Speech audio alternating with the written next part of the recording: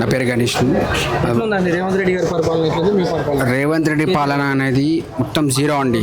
ఎప్పుడైతే రేవంత్ రెడ్డి పాలన వచ్చిందో తెలంగాణ ఆగమైపోయింది. తెలంగాణ అది ఒక జీరో అయిపోయింది. ఇంతకుముందు కేసీఆర్ గారి ప్రభుత్వంలో ఎలా ఉండేదో ఇప్పుడు ఈ ప్రభుత్వం వచ్చాక జీరో అయిపోయింది. ఎక్కడ హామీలు అమలు చేయలేదు.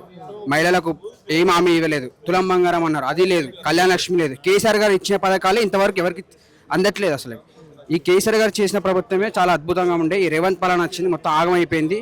ఆల్రెడీ రాహుల్ గాంధీ గారు కూడా అర్థమైపోయింది, అందుకే ఇన్ఛార్జ్ కూడా చేంజ్ చేశారు.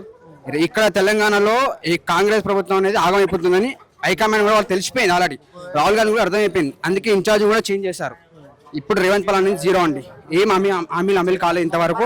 ప్రజలు ఆగమవుతున్నారు. హైడ్రా అని తెచ్చి పేదల మొత్తం కడుపులు కొడుతున్నారండి.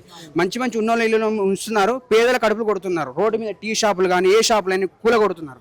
ఎందుకు వాళ్ళు బతుకటోళ్ళు వాళ్ళు ఎందుకు అట్లా చేస్తున్నారు? రేవంత్ రెడ్డి పాలన జీరో పాలన, ఎక్కడ అమలు హామీ కాలేదు. ఈ ఎలక్షన్ కూడా ముందు వాళ్ళు ఏ ఎలక్షన్ ముందు తీసుకెళ్లలేరు, ఎందుకంటే వాళ్ళు అమలు ఏం చేయలేదు కాబట్టి ముందుకు వెళ్ళలేరు. వాళ్ళు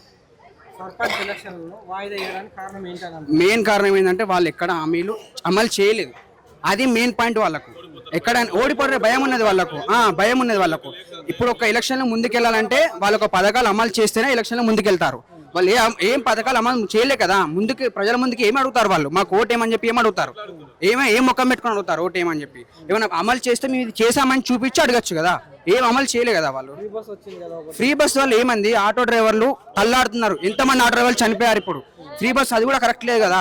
సరే ఫ్రీ బస్ పెట్టారు, టికెట్ మళ్ళీ పెంచారు కదా. ఇప్పుడు టికెట్లు పెంచారు, దానికి దీన్ని సెట్ చేశారు కదా. ఏం లేదండి, జీరో పాలన. రేవంత్ రెడ్డి పాలన జీరో పాలన. తెలంగాణ మొత్తం ఆగమైపోతుంది.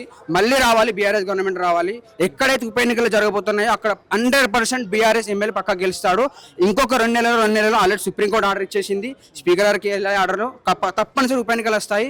తప్పనిసరి ఎక్కడైతే ఉప ఎన్నికలు వస్తాయో అక్కడ భారీ మేరతో బీఆర్ఎస్ ఎమ్మెల్యే గెలుస్తారు. Thank you.